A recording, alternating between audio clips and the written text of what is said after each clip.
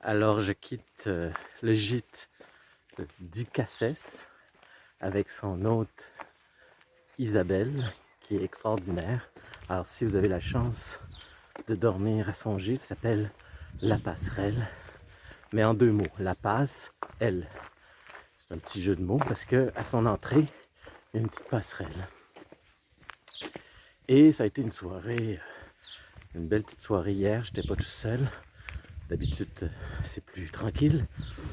Alors j'étais avec Isabelle, évidemment, une Italienne, un Allemand et un Français, un médecin français, un radiologue. Donc, l'Allemand, lui, c'était un retraité. Donc, on va se revoir toute la petite, sauf l'Italienne. Excusez-moi les noms, des fois, je les oublie. Mais on va se revoir toute la gang, sauf l'Italienne, qui prend un autre chemin. Au prochain gîte, s'appelle la goutte quelque chose, la gouttière ou la goutille. C'est ça, la goutille. La mauvaise nouvelle, c'est qu'il va pleuvoir aujourd'hui. Mais ça va être une petite pluie qu'on appelle une bruine. Mais ça fait rien, c'est de la pluie pareille.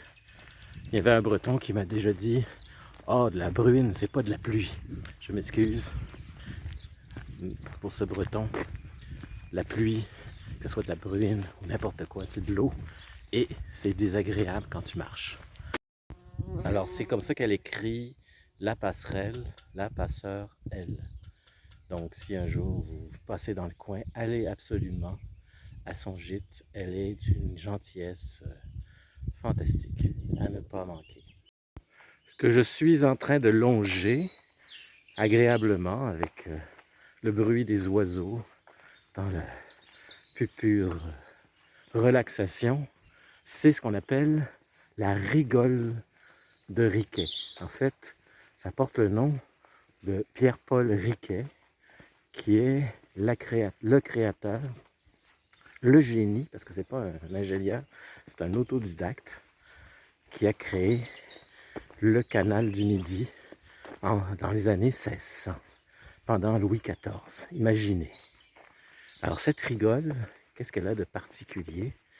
C'est que c'est ça qui alimente toute cette eau qui passe, c'est ça qui alimente le canal du Midi. Alors je filme toujours cette fameuse rigole qui arrive de la Montagne Noire. La Montagne Noire, ce qu'elle a de particulier, quand je dormais au monastère, c'était au pied de la Montagne Noire, justement. Donc c'est pas très loin, évidemment. Cette montagne alimente 360, a toujours de l'eau, 365 jours par année. Elle ne manque jamais d'eau. Donc le canal du Midi ne manque jamais d'eau à cause de ça. Mais vous allez me dire, petit malin, comment une petite rigole, parce que c'est le nom qu'on lui donne, une petite rigole peut alimenter tout le canal du Midi? Eh bien, tout simplement, c'est qu'il y a au bout de cette rigole, il y a un barrage, le barrage de Saint-Ferréol, qui emmagasine toute cette eau qui coule 365 jours. Et c'est suffisant pour le canal du Midi. Alors, c'est un immense barrage d'eau qui a été créé par Jean-Pierre-Paul Riquet. Et c'est une réussite. Il y a toute une histoire là-dessus. C'est un des exploits. Ça s'était jamais vu au XVIIe siècle de faire un projet aussi fou à l'époque de l'eau.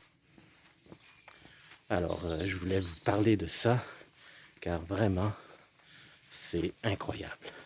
Alors, mon gîte va être juste à côté du bassin, du barrage de Saint-Ferréol.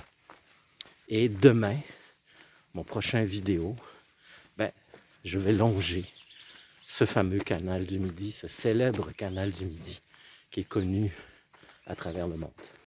C'est quand même incroyable qu'une si petite rigole puisse devenir un canal aussi important. Parce que je veux juste préciser que pourquoi ils ont fait le canal du Midi en 1700, en 1600 en fait, au XVIIe siècle, c'était pour le commerce. Parce que les Français, à l'époque, si tu voulais traverser de l'Atlantique à la Méditerranée, il fallait passer par le détroit de Gibraltar, en Espagne, au sud de l'Espagne. Or, le sud de l'Espagne, le détroit de Gibraltar était détenu par les Britanniques, ennemis jurés des Français à l'époque. Donc, ils voulaient vraiment éviter ils ne pouvaient plus passer par le détroit de Gibraltar. Donc, ils n'avaient pas eu le choix de faire ça pour le commerce.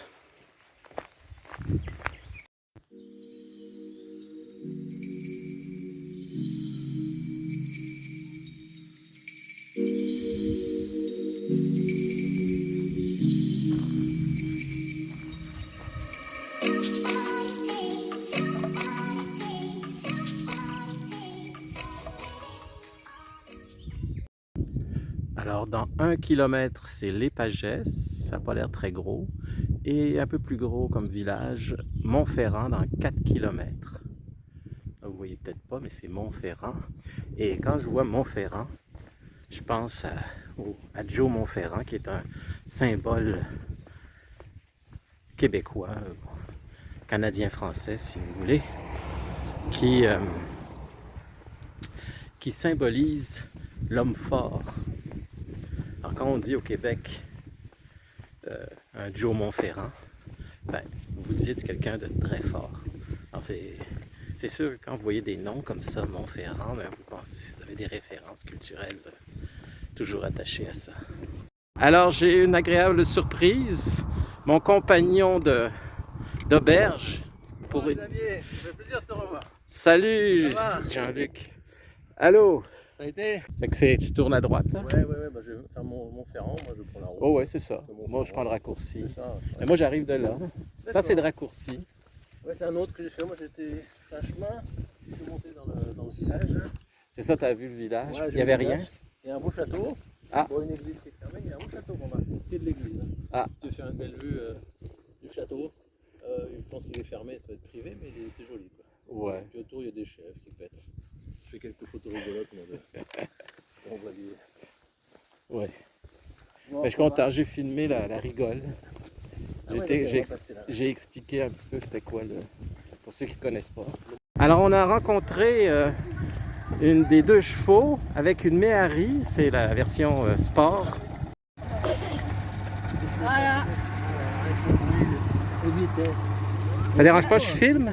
C'est des locations ou c'est dans ma voiture? Salut! Et la Méhari est juste derrière. Magnifique. Vous voyez, c'est Vous voulez l'auto que je plus... vous prenne en photo tous les deux? Ah ben oui!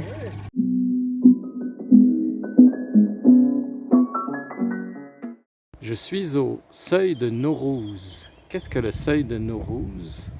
C'est le point entre l'Atlantique et la Méditerranée. C'est là que l'eau se sépare. Vous voyez, je suis face à de l'eau. L'eau se sépare pour aller soit vers l'Atlantique, soit vers la Méditerranée. Parce que c'est ça le défi du canal du Midi, c'est de relier les deux océans, les 2 mers, pour pouvoir se rejoindre. Alors c'est ici qu'on est le point le plus élevé, autrement dit, du canal du Midi.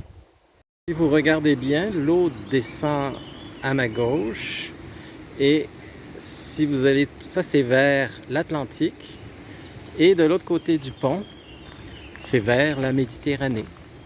Donc c'est ici le partage des eaux entre les deux directions.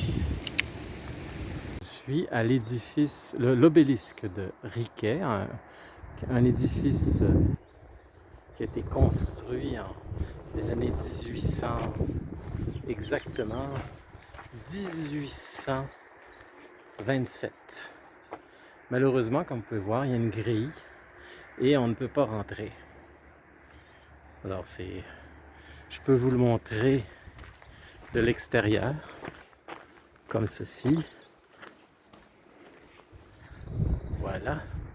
Mais c'est tout ce que je peux vous montrer parce que c'est emmuré. Vous voyez, il y a un mur tout le tour. Alors c'est ça, l'obélisque du fondateur, du créateur du canal du Midi, mais qui n'est pas très mis en valeur. Voici mon gîte pour ce soir, ça s'appelle la Goutille.